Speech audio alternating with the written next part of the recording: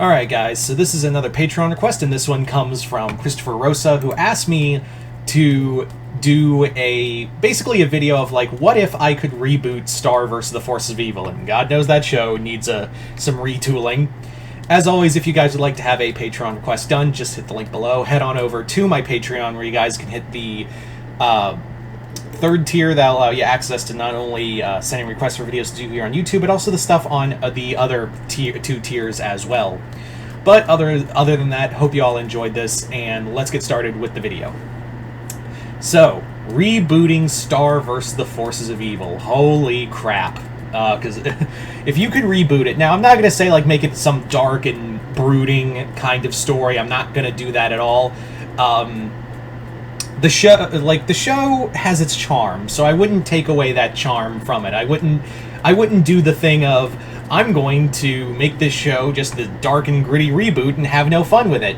With a show called Star vs. the Forces of Evil, you kind of need to have, you know, with a title like that, you need to have some fun with it. Then again, you can still, like Star did show us that you can still do, you know, fun things with the show. You know, or dark. You can go to dark elements within a fun show. I think all modern day cartoons have been doing that as of late. So let's just rip this Band-Aid off right here, right now. Like, there's no other way to say it.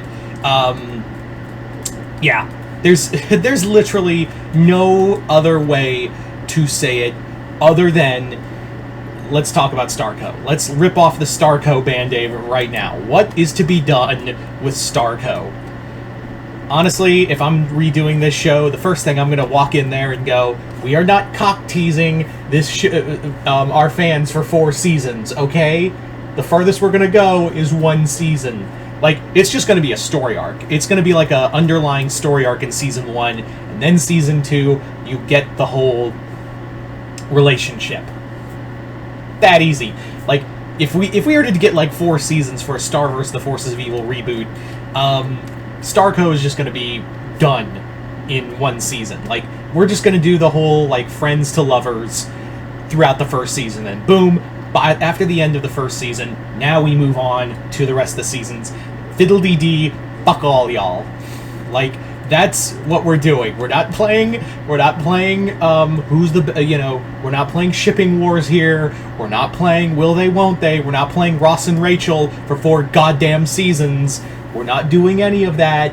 What we're doing is getting the relationship there. And I think, honestly, the relationship thing, could probably work better if they were like a couple, rather than the whole will they, won't they, because if you look back on that show, you really see that Star kind of projected a lot, and Marco wasn't a saint either. But, yeah. So definitely just get that Would they have relationship bumps along the way? Would they have it? Yes. They would still have, like, some relationship woes here and there, but for the most part, they wouldn't be like, you know, oh, I like Star, but I also like this person. Oh, I like Marco, but this person. We're not doing that. We're not doing any of that. We're ripping that Band-Aid off hard. Now, let's talk about some other stuff. I think that if I was to do like a Star vs. the Forces of Evil reboot, the big thing would be Toffee would be the overarching villain, because it's very clear they didn't have a fucking clue what to do after Toffee died. Like, there was no plan or no foresight to do anything with Toffee after the after everything. Like, there was clearly no plan. So here's what we're gonna do. We're gonna still have Ludo as a side antagonist, and maybe even have throughout the show him join the good guys. Like, I think that would be kind of the fun idea, is to have like Ludo be the first season villain, bring in Toffee, and then from like Season 1, at the end of Season 1 and then onwards, Ludo, you know, Toffee is our big bad, and Ludo starts to like, you know, grow and progress, and even like maybe well, now that I think about it, maybe not have him as a, you know, secondary, like an ally, but maybe like a secondary antagonist who would help, maybe even help during the final battle with Toffee. And also kind of go into the, like, also talk about like the whole war with the monsters. Like the whole monster war, and also kind of really bring to the forefront of the Butterfly royal family and the genocides they committed, because that was just kind of thrown to the wayside, wasn't it? Mina would definitely, I think what I would do differently with Mina is that Mina was a great warrior, but she was actually kind of like a doomsday weapon. Like, she was treated as a, like, in this reboot, I would have Mina Loveberry be like some kind of almost like like Doomsday himself, where she's treated as like this weapon that was used in the Monster War when he was going bad. Like, have it that Toffee now in control, or like Toffee and Seth, and we'll get to Seth in a moment, but like Toffee and Seth and the Septerans were winning the war. They were very close to winning the war, and then they, like, Queen Solara took Mina, this poor little flower girl, and altered her with instead of like just regular magic, dark magic. Like, she was using straight up like necromancy and, you know, untapped dark magic to unleash Mina, and proceeded to just kill everything. But unfortunately, Solara lost control of Mina, and it led to just monster deaths, civilian deaths on both monster and human side. And even Solara was like, oh, this was bad. This is a bad idea. So Solara basically trapped Mina in deep and hid her away. So kind of almost made like Mina like a doomsday-like creature. Now, Seth would be our other big villain, and I think, honestly, I would have, like, maybe Ron Perlman voice him, just if I'm gonna pick voices. Like, have either Ron Perlman or, what's his name? It's Ike something, I can't pronounce his last name, but most of you guys would know the voice actor. He played Shao Kahn in the Mortal Kombat games, as well as he voiced Atrocitus in Injustice 2. So I think that would be kind of cool. But Seth would be a more relevant villain. Or, at the very least, I would have Seth more prevalent in the flashbacks. Like, have it that maybe, like, have Seth be a big villain in maybe the past. Maybe instead of Toffee, she and the whole finger thing, we're dropping that. We're gonna have that, like, Toffee came back for revenge for two reasons. Seth's death at the hands of Moon in this reboot continuity, and the massacre that Mina unleashed. Because Toffee, at that point during Mina's massacre, Toffee would have been younger, he would have been more idealistic, and that's when he realizes, oh, fuck these people. Like, they unleashed their own, they decry us as monsters all this time, and now they want to unleash their own monster to kill us, So that would be kind of a neat idea to really play with. As for other characters, I'm not going to go through every single character. Jana and Jackie would pretty much be the same. I think Jackie, though, would be more of a supporting character rather than a love interest. I would also say that Jana would be fun. I would definitely have her thing with Tom. More like, I would have Tom as like the Star's ex-boyfriend, and during the Blood Moon, Jana snuck her way down there because it's Jana, that's why. And essentially what happens is that during the Blood Moon, Tom sees them dance together and see their fates get intertwined, and then she's just like, hey, and he's like, who the hell are you? I'm Jana. I came down here. How did you get past security? Door's unlocked. Son of a bitch. So she's like, hey, you want to dance? And Tom would be like, all right, cool. And then we just have the plot line of Jana and Tom as a couple. There you go. You're welcome, everybody. I fixed it. Anyway. For other stuff like Eclipsa, I would have Eclipsa here, but maybe more as she did get sealed away for being a monster sympathizer. Also, not build up the whole thing with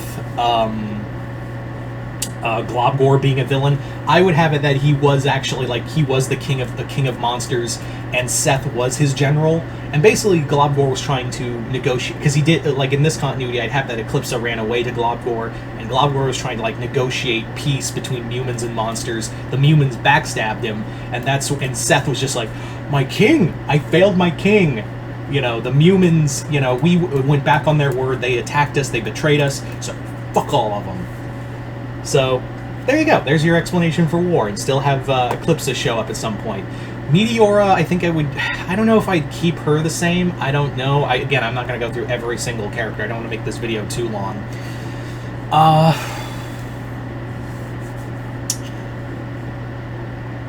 feel like I'm forgetting someone important. But yeah, I think that would be kind of I think that's just like the general idea I would do with a Star vs. the Forces reboot, is just fix things, just fix minor things. Oh, let's talk about the Blood Moon. Actually, yeah, let's talk about the Blood Moon real quick. The Blood Moon I would actually have be a actual thing, and that they don't, that instead of like being this ominous threat that doesn't amount to shit, I would actually have it that the Blood Moon is actually like a fucking prophecy.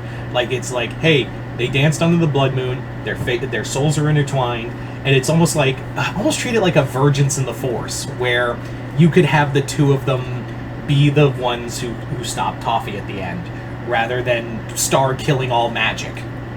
Like, going to full extremes and something like that could be Toffee's plan. Like, that can be Toffee's plan to destroy all magic, not Star's after her mom did some dumb shit to create magic sentinels. That can be Toffee's overarching plan. Yes, it was his plan to destroy all magic rather than get his finger back. How about we have it that, yeah, all, you know, magic was his end, destroying magic was his endgame, and have the two of them, and also, yeah, have it that Marco does have some, you know, human relation, because he did get that actually not monster, human, but monster. Let's talk about that. Like, actually talk about like Marco's thing when he made his own staff and how it looks monster-like. Actually have it that like Toffee tells him like, hey, why are you fighting us, dude? You're like, you know, you're a descendant of us. And he's like, what? And Toffee be like, yeah, when the war went on and we started to lose, monsters started to leave and fled to Earth. Like, a lot of them fled to other worlds, some of them fled to Earth. So they interbred with some of they took on human forms and interbred. I'm not saying you are a monster, you're a descendant of monsters. So, yeah, that would be kind of the explanation as to why the monster arm thing. Yeah. So I wouldn't have that like Marco is a monster. It'd be like he's descendant from monsters, and that would also that would be another thing that would tie into the Blood Moon, is that basically it would also imply that like since their lives are intertwined, their fates are intertwined, and their races are now intertwined. And Toffee would see that by the end of it, like he's about to destroy magic, and he would see the Blood Moon like shine on them. He's like, oh, it's all gonna work out fine. Like, in a weird roundabout way, I'm gonna win. Because, like, eventually Marco's gonna be king, and they're gonna have a kid together, and and it's gonna be a descendant of monsters. Yay! Huzzah! I, in a roundabout sort of way, win. That's kind of fucking based. So, I think Toffee would still die. I think I'd still have Toffee die. You just gotta. I would also probably have some, I would actually kill Moon. I would actually have Toffee kill Moon, and also kind of have Moon less of an idiot and also a traitor by the end, and not create magic monster killing sentinels.